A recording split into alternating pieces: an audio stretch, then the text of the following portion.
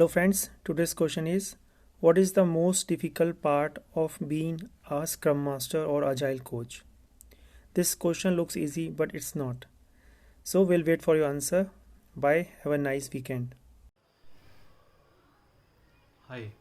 For today's question, what would be the most difficult um, challenge to overcome in our role? I still believe that if I was in a technical position, I can learn the technology through and through, learn all the design patterns, learn how the IDE works, learn how the multiple plugins, frameworks, everything works, and I would still be able to steer through all the troubleshooting and issues.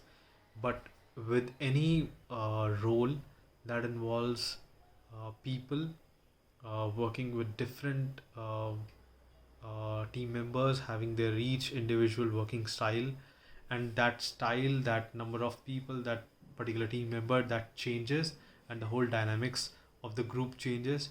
That's the most difficult part, because now with a small change you have to keep the harmony in place, and you need to ensure that the new person or even the lateral that's coming in is up to mark, and he with him or her coming in and the person going out, of course there would be some change, but that change has to be very minimal, or it has to be an upward trend.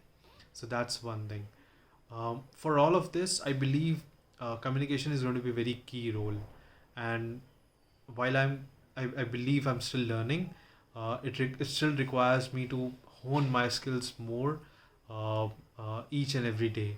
So what I do is, whenever there is someone from the management, I need to be on my toes and be updated with everything that's happening in and out with the team.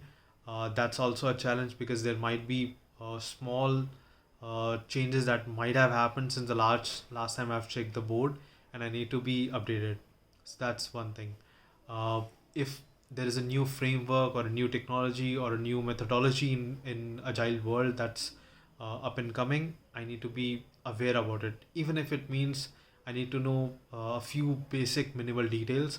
Because anytime a high ranking executive or a management person or someone from the management reaches out, maybe for some kind of training or some kind of upskilling for me or my team members, I need to have those nominations in place. Again, communication is going to be key in that.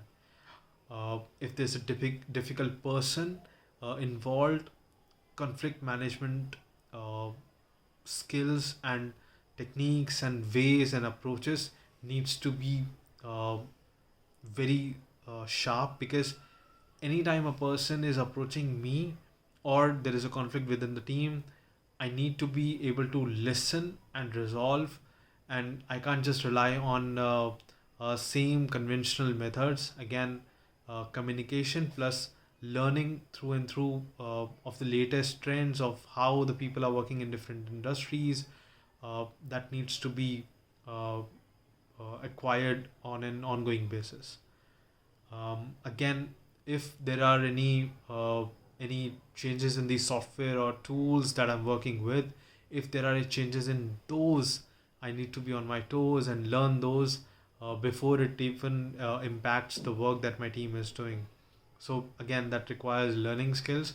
Plus, once I've learned it, I need to be able to communicate that to my team, because if I'm not able to communicate, my team is surely going to be impacted. So that's something that I have to take care on time, and if possible every time proactively, because if it impacts my team earlier than I'm aware about it, it's going to impact them badly, and they won't be able to their work on time. Maybe they won't be able to reflect their work on time, even if it's done by their side.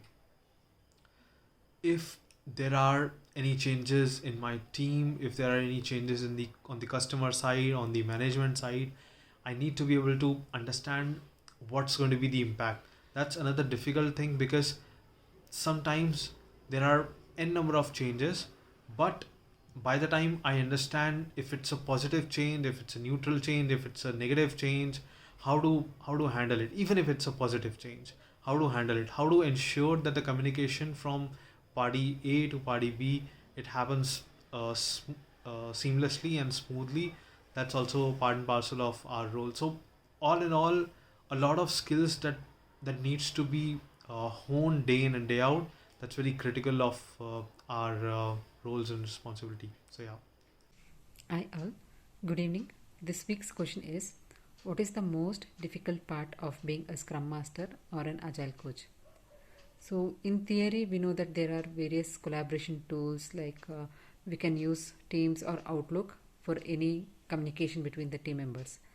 But since we are working remotely in different locations and in different time zones, there is a kind of communication gap within the team members, and which is causing the dependencies on the team members. It can be from offshore or onshore, and that dependencies are causing delay in the progress of the task whatever they are working with.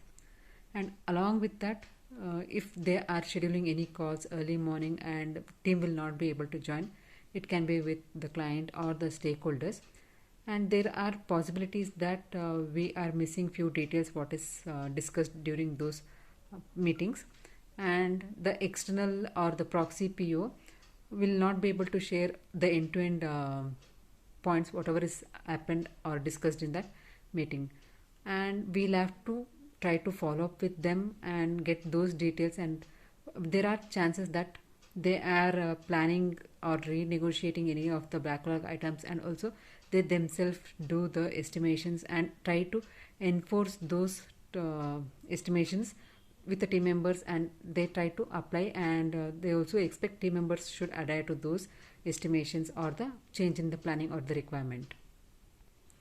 So with this kind of behavior, team is not always happy. So if the requirement gets changed when the sprint is starting or anything like that, so team can manage it. But at the last day and after a couple of efforts invested, if something is changing, and definitely team also will not be happy as a change agent or facilitator. If we are not able to try to fill those gap between the management and the team member, so it is like a failure for us. So we have to be more proactive in resolving these kind of challenges. The second scenario is coaching any individual or the team members regarding the Scrum framework or any agile methodology is different. And we know in theory, Scrum Master acts as a facilitator or a change agent who will be facilitating all the Scrum events, and he will try to ensure whether team is focusing or they are able to implement the Scrum process correctly with consistency. But in reality, at times there will be certain deviations. As a Scrum Master, knowingly or unknowingly, we will be doing it. For example, daily Scrum, which should supposed to happen for the 15 minutes, may get extended to 20 minutes or 30 minutes. So most of the times I try to manage to cut short and finish it within the 15 minutes. But few times, with certain exceptional cases, I will not be able to like maintain that time box event. Why? Because there are certain senior members who has created dependency and will not be responding to any new joiners, or like it can be lateral joiners or any junior members in the team members query will not be addressed. But at that point of time when these things are highlighted in the daily Scrum, so maybe as a follow-up call or in the same call, once everyone have given their updates, I try to extend the timing and get those updates. And if there is any suggestions or input from that senior folk, it will be helping that other team members to adapt to that approach and continue without any delays in their process. This is one thing. And other thing is motivating the team member who is not willing to work. For example, the team member feels that they are doing some monotonous kind of job and they are not getting any new kind of learnings, or they feel that it is like their efforts or that they are not noticed and they are not able to complete the task. So motivating them and meeting the customers expectations is a little quite difficult thing. Thank you. Hello everyone. So today's question is, what is the most difficult part of being Scrum Master or Agile Coach? So to answer this question, here, like, the most difficult part that I feel is basically to change the mindset of management. So here, basically, what happens, convincing the management about agile practices is little bit difficult, because what the thing is like, suppose so, if I have joined some organization where they don't implement agile, and or they don't follow agile practices, so in this such situation, it's very difficult to change their mind, or it's very strong challenge to change their mind to adapt agile, and like explain them about each and everything. So instead of like, what we can do is instead of talking to senior management about why they should adapt agile, we should find out some ways, find out some like find out their problems and solve them using an agile approach. So for like, suppose we can take an example, like, I have joined one organization where that organization itself is following waterfall, and now we have to transit from waterfall to agile. So in this situation, it's a strong challenge to change the management mindset towards agile. So this is the most difficult part, what I feel.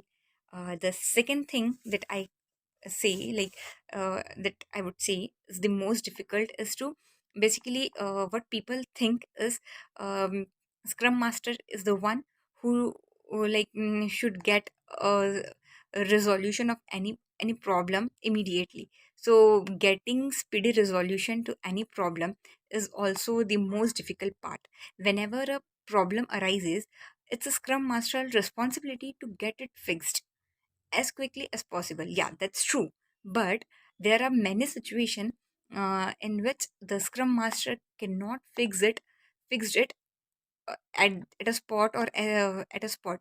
He or she tries to resolve the problem or fix it as soon as possible, but sometimes there are some circumstances due to which they are not able to do it. So however, there may be instances where the amount or the severity of obstacles make it difficult to find speedy resolution.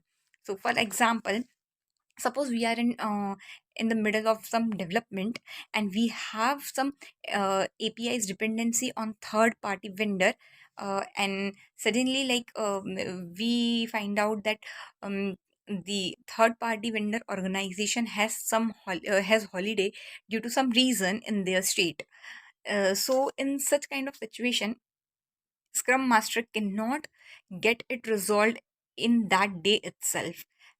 We have to wait for that day, no, for the day when there's a holiday, and we have to wait for the vendor organization or the vendor people to join their office back after this holiday, and then we can get in touch with them to solve the problem, and to get to find out some resolution for our problem or the obstacles that we are facing. Thank you so much. Hello everyone, today's topic is what is the most difficult part of being a scrum master or agile coach. So first difficult part could be change the mindset of the people to adopt the agile or scrum framework. It will be very easy when you are working with a very junior team member and they are just it has to be their first project in scrum or agile, so you can mold them by whatever the way you want, because they do not have any idea about the waterfall or any other technique. They are only going to learn about the scrum or agile, so it will be very easy for you to change their mindset, or to adopt the new technology or new framework. But when you are working with a very senior member of the team, and that person might have experience in a waterfall model, and now that particular person is going to work in a current framework which is a scrum or agile, then it will be very difficult for you to make them understand that what is the benefit or advantage of it. So the agile mindset, basically it should be followed. Sometimes it is very difficult to handle a management if they have a different expectation, and this may happen if there is a lack of clarity between many managers, because they don't able to understand which one is the most important or which one is on priority. For example, if suppose one manager is looking for measurable growth, another manager is looking for cohesive teamwork, and third party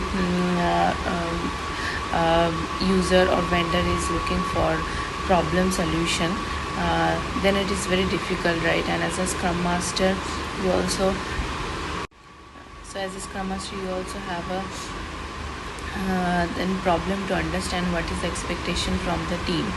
So better to prevent this, you can ask your direct manager what is the expected thing from you of as in this particular role. The fourth challenge could be like engaging team for a meeting. Like Scrum has many mandatory meeting, and when you have a new team and they have only started doing this Scrum and all, for a Scrum Master it is very difficult to keep them engaged in